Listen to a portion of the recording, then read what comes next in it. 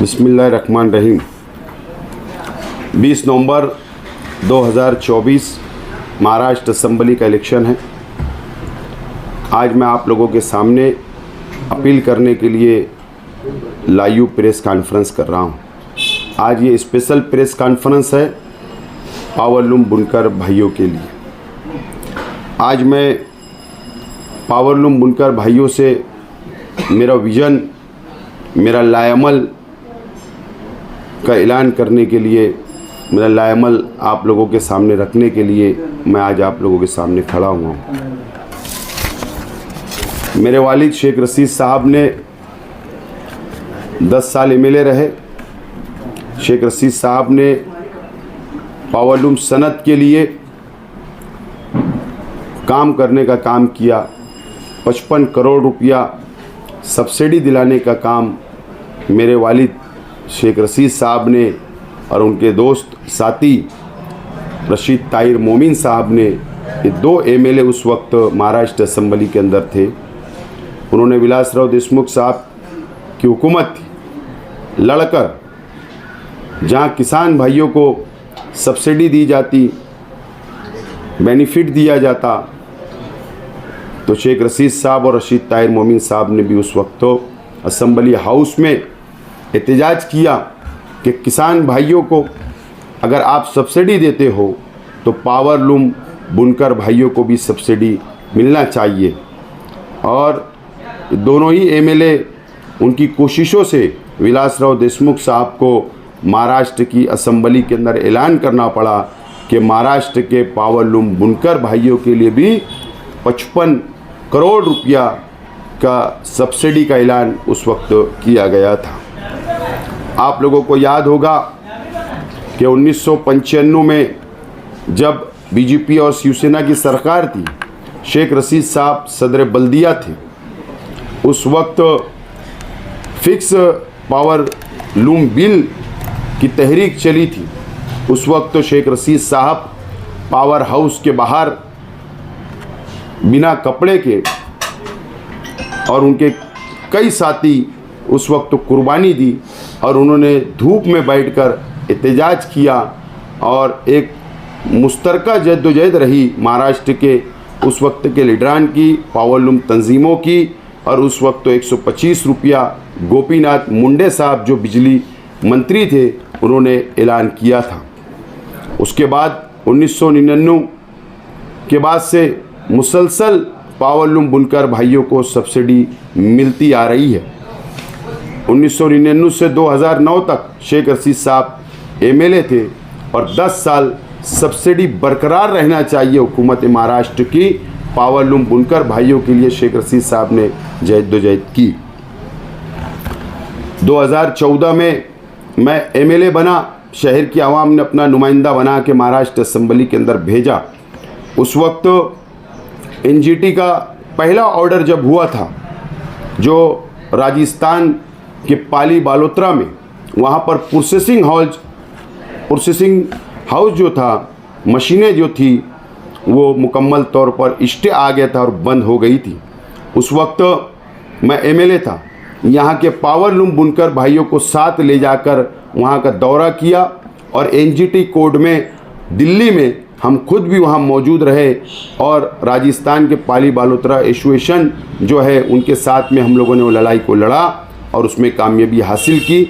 उस वक्त से मैं पावरलूम सनत के लिए मुसलसल लड़ने का काम मैंने किया हूँ।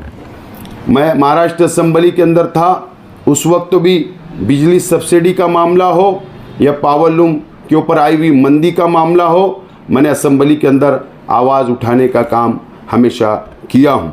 आप लोगों को इस बात का इल्म है, कई पावरलूम तंजीमों को इस बात का इल्म है कि मैं 5 साल मुसलसल पावरलूम सनत के लिए मैंने लड़ने का काम किया। आप लोगों को पता है कि जब एनजीटी का दूसरा केस, मुकामी एक शख्स ने एनजीटी के अंदर वो कंप्लेन फाइल की और उस वक्त पोल्यूशन कंट्रोल बोर्ड, एनजीटी के कोर्ट के ऑर्डर के मुताबिक pollution control board, municipal corporation, police department और कलेक्टर ये तमाम ही डिपार्टमेंट ने मिलकर मालेगांव शहर की साइजिंगों को बंद कर दिया था, सील कर दिया था और प्लास्टिक कारखाने भी उस वक्त सील कर दिए गए थे। उस वक्त शहर बंद हो चुका था, बेरोज़गारी बढ़ गई थी और उस वक्त मौजूदा एमएलए जो थे उन्होंने कोई रहनुमाई नहीं की। लेकिन मैं साबिक एमएलए होने के बावजूद हम लोगों ने, मैं और मेरे कई साथियों ने मिलकर मालेगांव शहर के साइजिंग मालकान की मदद की, टेक्निकल मदद की, पेपर वर्क तैयार करने की मदद की और हम लोगों ने मिलकर ये लड़ाई को लड़ा और हम लोगों ने एनजीटी कोर्ट के अंदर ये लड़ाई को जीता। और उसके बाद साइजिंग मालकान इस बात के गवाह है। आप लोगों को पता है कि चाहे मालेगांव शहर डिपार्टमेंट में लड़ने की बात हो, पोल्यूशन कंट्रोल बोर्ड नासिक में लड़ने की बात हो, महाराष्ट्र पोल्यूशन बोर्ड मुंबई में लड़ने की बात हो, हम मुकम्मल मैंने आप लोगों की रहनुमाई की हमारे साथियों के साथ मिलकर और अल्लाह का करम है उस वक्त साइजिंग मालकान इस बात के गवाह है कि साइजिंग खुली और हमारा शहर आगे बढ़ने लगा। आप लोगों को पता है, मैं शॉर्ट में मेरी बात को रखना चाहता हूँ। आप लोगों को पता है कि 2 महीना पहले महाराष्ट्र के वज़ीर आला अजीत दादा पवार साहब इसी मकान के अंदर आए थे और यहाँ पर आने के बाद पावर लूम बुनकरों का एक वफ्द उनसे मुलाकात की और उनसे कहा कि सब्सिडी हम लोगों को अभी तक नहीं मिली पावर लूम बुनकर भाइयों को। और उसके बाद फौरी तौर पर मंत्रालय में मीटिंग लगी, मीटिंग के अंदर फैसला हुआ, सब्सिडी का जीआर निकला, सब्सिडी बहाल हुई और आज भी सब्सिडी जारी है, यह आप लोगों को पता है। आज मैं पावरलूम बुनकर भाइयों से खुसूसी तौर पर आज मैं ये सनत के ताल्लुक़ से प्रेस कॉन्फ्रेंस कर रहा हूँ। मैं तमाम ही पावरलूम बुनकर भाइयों से मेरा लाएमल, मेरा विज़न, मेरा मैनिफेस्टो आज आपके सामने रखने के लिए आज मैं यहाँ पर आपके सामने हूँ। मैंने आप लोगों से वादा किया हूँ इलेक्शन प्रचार में, मैनिफेस्टो में, कि मालेगांव शहर के बुनकर भाई जो 24 लूम के कारखाना है उसके ऊपर सोलार हुकूमत की तरफ से मुफ्त में लगाकर देने का वादा मैंने आप लोगों से किया हूँ। कई लोगों की मुखालफत हो रही, ठीक है, मुखालफत करने वाले मुखालफत करते रहेंगे, लेकिन मैंने कोई हवा में वादा नहीं किया हूँ। मैंने मुकम्मल जानकारी लेकर, मालूमात लेकर मैंने आप लोगों से वादा किया हूँ।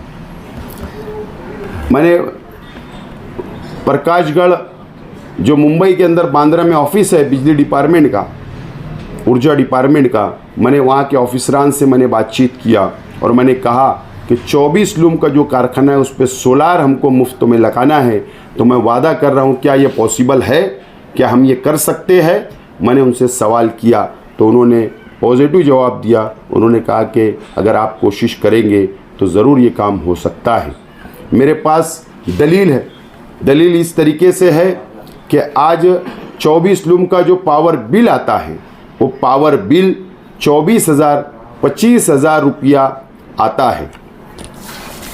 आज मुझे इस बात का भी इल्म है, पता है कि एक 24 लूम का जो कारखाना होता तो मालक भी हम ही होते और मज़दूर भी हमारे अपने परिवार के होते, मुकादम भी हमारे अपने परिवार का होता और नरी भरना रहता तो वो भी घर के बच्चे और हमारी घर की ख़वातीन करती है। और इस तरीके से एक बड़ा परिवार 24 लूम के कारखाने इसके ऊपर चलता है। लेकिन जब बिजली बिल आता है तो हम लोग टूट जाते हैं, हमारे पास रुपया पैसा नहीं होता है, मंदी तेज़ी हमारे साथ लगी हुई रहती है, इसके लिए टूट जाते हैं तो 25,000-24,000 रुपये बिल आता है। तो मैंने ये आप लोगों से जो वादा किया कि आप लोग इत्मीनान से समझ लीजिए कि 24 लूम का कारखाना उस पर सोलार लग सकता है। 4 दिन पहले प्रेस कॉन्फ्रेंस आरिफ नसीम खान जो मालदा सेवार के बुनकर हैं, नसीम खान साहब जो पावर लूम बुनकर हैं साइजिंग के, और 200 पावर लूम के ऊपर आज वो सोलार लगवाकर लूम भी चल रहा है और साइजिंग भी चल रही है।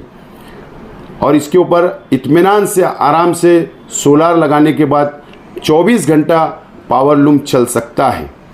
और हुकूमत को मैं ये दलील दूंगा इंशाअल्लाह, अगर आपका साथ रहा, आपने वोट दिया, आपने अपना नुमाइंदा बना के मुझे असम्बली में अगर आप भेजेंगे तो मैं वहाँ हुकूमत को दलील दूंगा, असम्बली हाउस में भी और डिपार्टमेंट के सामने भी, कि हुकूमत 1999 से आज तक मुसलसल महाराष्ट्र के पावर लूम बुनकरों को सब्सिडी दे रही है। जो बिल आता है पर यूनिट के ऊपर सब्सिडी हुकूमत की होती है और बाकी हम मिलाते हैं, ऐसा दोनों मिलाकर हम लोग बिल अदा करते हैं। तो 1999 से आज तक, मैं जब एमएलए था उस वक्त तो 1200 करोड़ रुपया हुकूमत महाराष्ट्र के बुनकर भाइयों के लिए सब्सिडी देती थी। आज वो बढ़ भी गया होगा, मुझे मालूमात नहीं है, लेकिन बड़ा होगा। मैं आज आपको मजबूत दलील ये देना चाहता हूँ कि सब्सिडी का पैसा जो गवर्नमेंट देती है वो भी करोड़ों रुपया के अंदर होता है, और हमारा भी करोड़ रुपया हमको भी देना पड़ता है साल का। तो हम हुकूमत के पास मैं ये दलील दूंगा कि हुकूमत का सब्सिडी का पैसा बचेगा और बुनकर भाइयों का भी पैसा बचेगा, और सोलार लगने के बाद हमको मुफ्त में बिजली मिलेगी, मुफ्त में बिजली मिलेगी।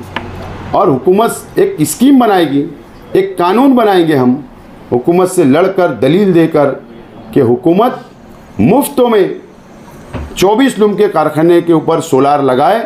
वन टाइम पैसा हुकूमत खर्च करे, वन टाइम, क्योंकि हुकूमत तो हर साल खर्चा कर ही रही है सब्सिडी के नाम पर। तो वन टाइम अगर खर्चा हुकूमत कर देगी तो हुकूमत का आइंदा भी पैसा बचेगा और बुनकर भाइयों का भी पैसा बचेगा। इस तरीके से ये स्कीम हम बना सकते हैं, सक्सेस कर सकते हैं, कामयाब कर सकते हैं, और हमारा हज़ारों रुपया महीने का बचेगा। तो ये पैसा हमारे पावर लूम की, हमको सनत के लिए, तरक्की करने के लिए, हमारे रोज़गार के लिए, हमारे फैमिली के लिए ये पैसा काम आएगा। मैं आज आप लोगों से वादा करता हूँ कि आप लोग इस स्कीम को समझिए।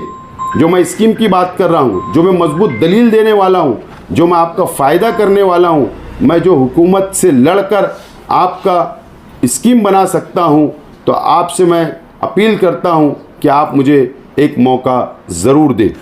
मैं आज साइजिंग मालकान से भी वादा करता हूँ कि आपका साइजिंग मालकान का अभी भी टेक्निकल प्रॉब्लम है। एनओसी जो हमने टेक्निकली निकाला था उस वक्त जब साइजिंगें बंद हो गई थी, लेकिन दोबारा अभी उसका रिन्यूअल हमको करना है। लेकिन हुकूमत ने टाउन प्लानिंग जो एक्ट बनाया, पूरे महाराष्ट्र के लिए एक बनाए, और उसमें अलग अलग फैक्ट्री के लिए अलग अलग टाउन प्लानिंग एक्ट के अंदर तरमीम हुई, लेकिन हुकूमत ने वो लागू किया, उसमें साइजिंग का उल्लेख नहीं है, अल्फाज नहीं है कि साइजिंग के नाम से परमिशन दिया जाए। उसमें हमको तरमीम करना पड़ेगी, उसमें अमेंडमेंट करना पड़ेगा। मैं वादा करता हूं कि अगर आप मुझे कामयाब करेंगे तो मैं महाराष्ट्र हुकूमत से लड़कर उसमें तरमीम करूंगा, और साइजिंग का उल्लेख, साइजिंग का अल्फाज आएगा तो इंशाअल्लाह आइंदा कभी भी तकलीफ़ नहीं होगी। ये वादा भी मैं आप लोगों से करता हूं। मैं आज पावर लूम सनत के तमाम ही हमारे पावर लूम बुनकर भाई और मालेगांव शहर की आवाम से मैं वादा करता हूं कि इन 5 सालों में हमारा बहुत नुकसान हुआ। साइना एमआईडीसी के जो प्लॉट है, जो पुराने थे, आज वहाँ यूनिट बन गया, कारोबार चल रहा है। जिस वक्त मैं एमएलए था 500 एकड़ ज़मीन एक्वायर की गई थी किसानों की, लेकिन एक साजिश के तहत मंत्री, एमएलए और कई लोगों ने साजिश रची कि 500 एकड़ के ऊपर अगर लेआउट हो जाएगा, वो लेआउट जो होने वाला था 50% पावर लूम के लिए और 50% जर्नल कैटेगरी के लिए, यानी एक आम इंसान भी वहाँ फैक्ट्री छोटी मोटी लगा सकता था, अपना रोज़गार खड़ा कर सकता था, लेकिन एक साजिश के तहत उसको अजंग वड़ेल में ले जाया गया। जबकि एमआईडीसी कहाँ कामयाब होती, ट्रांसपोर्टिंग लगता जो हमारा नेशनल हाईवे है, पानी लगता जो फिल्टर प्लांट है एमआईडीसी में, लेबर लगता जो लेबर मालेगांव में है, लेकिन इसको फेल कर दिया गया। वो एक्वायर जो ज़मीन होने वाली थी उसको रद्द कर दिया गया किसानों की और अजंग वड़ेल में ले जाया गया। तो ये एक बहुत बड़ी साजिश है हमारी तरक्की को रोकने के लिए, हमको कमज़ोर करने के लिए, हमारे शहर को कमज़ोर करने के लिए, क्योंकि हमारी तरक्की इस बाजू होने वाली थी साइना तरफ, लेकिन एक साजिश के तहत उसको रोका गया। ये एक बहुत बड़ी लड़ाई हम लोगों को लड़ना है। अगर 500 एकड़ ज़मीन आज होती, वहाँ पर अगर जनरल कैटेगरी का उद्योग शुरू होता, फैक्ट्रियाँ लगती, यूनिट लगता, सनत का लगता, तो हमारे पढ़े लिखे नौजवान जो आज बेरोज़गार हैं उनको नौकरियाँ मिलती, उनको रोज़गार मिलता। लेकिन आज हमारे शहर का नौजवान बाहर जाकर नौकरियां हासिल कर रहा है, हमारा शहर का नौजवान पढ़ा लिखा आज भी लूम चला रहा है। तो एक साजिश के तहत हमको रोका गया। ये सियासी तौर पर हमको बेदार रहने की ज़रूरत है। मैं वादा करता हूँ कि अगर आप लोग ने मुझे मौका दिया, एमएलए बनाया, तो इंशाल्लाह वो साइना MIDC दोबारा ओपन करके हमको आगे बढ़ाना पड़ेगा। मैं ये तमाम ही बातें आज आप लोगों से मुझे मेरी बात को रखना था। मुझे उम्मीद है कि इस मर्तबा पावरलूम सनत, पावरलूम बुनकर भाई, साइजिंग मालकान और शहर की आवाम मुझको मौका देंगी। मुझे पूरा तजुर्बा है, 5 साल एमएलए था, मुकम्मल तजुर्बा मुझको, पावरलूम सनत के मसाइल मुझे समझते हैं, मुझे स्टडी है, मैं हुकूमत तक लड़ सकता हूँ, असम्बली में लड़ सकता हूँ और आपके मसाइल मैं हल कर सकता हूँ। आप इस बात को भूलिए ना कि 2019 से 2024 तक आपको कितनी तकलीफ़ उठाना पड़ी। आज के एमएलए साहब मुकम्मल तौर पर नाकाम हुए, आपके वो कोई काम नहीं आए, आपकी रहनुमाई नहीं की, आपकी कोई मदद नहीं की, आप अपने बलबूते के ऊपर आगे बढ़ रहे हो। और इन 5 सालों के अंदर भी मैं साबिक एमएलए होने के बावजूद भी मैं आप लोगों के साथ खड़ा रहा और मैं वादा करता हूं कि इंशाअल्लाह अगर आप लोगों ने मुझे कामयाब किया तो मैं सबको साथ लेकर चलूँगा। पावरलूम सनत के लिए मैं एक भी वादा करता हूं कि हर 2 महीना 3 महीने के अंदर हम लोग सर जोड़कर बैठेंगे हमारी सनत के डेवलप के लिए, हमारी सनत को आगे बढ़ाने के लिए, मसाइल को हल करने के लिए। मैं सबको बुलाऊंगा हर 2-3 महीने में और बैठकर एक लाएमल तैयार करके हम लोग आगे जा सकते हैं। ये इलेक्शन है असम्बली का, लेकिन आप लोगों ने देखा कि आपके ताल्लुक से किसी ने बात नहीं की, पावरलूम सनत के लिए किसी ने बात नहीं की, रोज़गार के बारे में किसी ने बात नहीं की, नौजवानों की बेरोज़गारी के लिए किसी ने बात नहीं की। लेकिन मैं आपसे विज़न लेकर आया हूँ, मैनिफेस्टो लेकर आया हूँ, वादा कर रहा हूँ और मुझे पूरा तजुर्बा है। मैं इंशाल्लाह आपका काम कर सकता हूँ, मेरे अंदर काबिलियत है, मैं मुकम्मल स्टडी रखता हूँ और मैं लड़कर आपका साथ दे सकता हूँ। मैं आज आपसे दोबारा वादा करता हूँ कि मैं तमामी काम करूँगा। मैं आपसे अपील करता कि 20 तारीख को जो इलेक्शन हो रहा है, मेरी निशानी 3 नंबर बटन है, रिक्शा निशान है, आप मुझे वोट देकर कामयाब करें। मुझे उम्मीद है कि इस मर्तबा शहर की आवाम, शहर का बुनकर, शहर का मज़दूर मेरे साथ खड़ा रहेगा, मुझे कामयाब करेगा। इसीलिए आज मैंने पावरलूम सनत के लिए स्पेशल आज मैंने ये प्रेस कॉन्फ्रेंस रखी है। आप मेरी प्रेस कॉन्फ्रेंस मुकम्मल देखिए, मेरी बात को समझिए, सोचिए और फैसला करें। और उम्मीद है कि आप मुझे वोट देकर भारी अक्सरियत से महाराष्ट्र असेंबली के अंदर पहुंचाएंगे। बहुत बहुत शुक्रिया। अल्लाह हाफिज़।